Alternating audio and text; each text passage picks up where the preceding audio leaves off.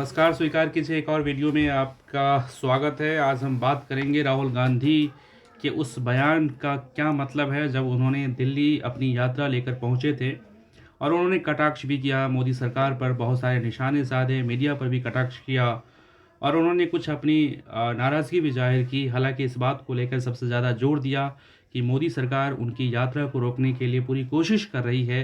कई तरह के वो हथकंडे अपना रही है कि किसी तरह से ये यात्रा हम रोक दें। लेकिन हम आश्वस्त करते हैं अपने कार्यकर्ताओं को, पार्टी के नेताओं को कि हम कश्मीर से कन्याकुमारी तक जो तमाम जगहों पर जहाँ-जहाँ हमने पहले से निर्धारित किए गए हैं, वहाँ पर हम अपनी यात्रा निकालेंगे और मजबूती के साथ यात्रा निकालेंगे। मीडिया पर कटाक्ष किया है कि मीडिया के बहुत सारे हमारे मित्र हैं, लेकिन हमारी बातों को वो नहीं दिखाते हैं। राहुल गांधी अक्सर मीडिया को लेकर भी अपनी नाराज़गी ज़ाहिर करते हैं कि मीडिया में बहुत सारे हमारे अच्छे दोस्त हैं, बहुत सारे जो एडिटर हैं वो हमारे दोस्त हैं, लेकिन वो हमारी खबरें नहीं दिखाते हैं। अगर खबरें दिखाते भी हैं तो वो नेगेटिविटी ज़्यादा दिखाते हैं। ये राहुल गांधी का आरोप है मीडिया पर। दूसरी बात, इस बात को लेकर उन्होंने जोर दिया कि क्या नरेंद्र मोदी सरकार किस तरीके से सरकार चला रही है, उसको लेकर उन्होंने कटाक्ष किया। अंबानी अडानी की सरकार के नाम पर पूरे देश के साथ इंसाफ नहीं हो रहा है। देश के लोगों को निराशा के जो बादल है वो ज़्यादा छाए हुए हैं और सब कुछ अडानी अंबानी के हाथों बेच दिया गया है। राहुल गांधी का ये बयान इस समय आना इस बात को लेकर सबसे ज़्यादा चुनौतीपूर्ण इस बात को लेकर है, क्योंकि अभी कोरोना को लेकर जिस तरह से भारत में स्थिति बनने वाले आने वाले समय में, इसको लेकर केंद्रीय स्वास्थ्य मंत्री ने राहुल गांधी को चेताया था कि अपनी यात्रा को आप रोक दीजिए।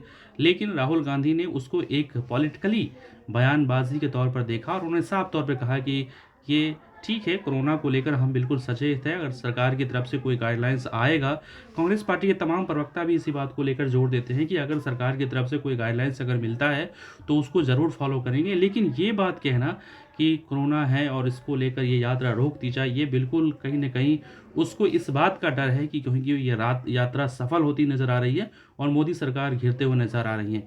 तमाम राज्यों से होते हुए कन्याकुमारी से लेकर अब दिल्ली यात्रा पहुंच गई है और 1 हफ्ता तक अब इस यात्रा को फ़िलहाल रोका जाएगा, क्योंकि जो कंटेनर है उस कंटेनर को सर्विसिंग होनी है, क्योंकि अब यहाँ से कश्मीर की ओर ये यात्रा निकलेगी।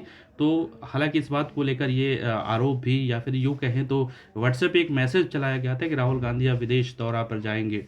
लेकिन कांग्रेस कार्यकर्ताओं ने, कांग्रेस के नेताओं ने, कांग्रेस के प्रवक्ताओं ने इस बात को लेकर स्पष्ट किया है कि राहुल गांधी विदेश दौरे पर नहीं जा रहे हैं। फ़िलहाल वो जो कंटेनर के जो रख-रखाव है, जो सर्विसिंग है, वो सब होगा।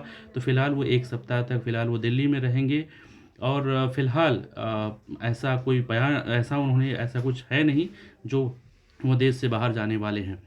दूसरी बात ये है कि मोदी सरकार के सामने ये चुनौती है, मोदी सरकार को के तमाम जो प्रवक्ता है, अगर आप बात करें बीजेपी के तमाम प्रवक्ताओं की अगर बात करें तो उनको राहुल गांधी के बयान के ऊपर कटाक्ष करने के लिए लगा दिया गया है। राहुल गांधी बार-बार ये कहते हैं कि उनको टारगेट किया जा रहा है, उनको निशाने पर लिया जा रहा है, मीडिया में उनके खिलाफ नेगेटिविटी फैलाई गई है, उनका इमेज खराब करने के लिए लाखों करोड़ों रुपए खर्च किया गया है बीजेपी की तरफ से। लेकिन इस यात्रा के बाद उन तमाम जो हमारे खिलाफ जो नेगेटिविटी फैला कर रखा हुआ था, वो सब के सब वो सब ख़त्म हो गए, ध्वस्त हो गए।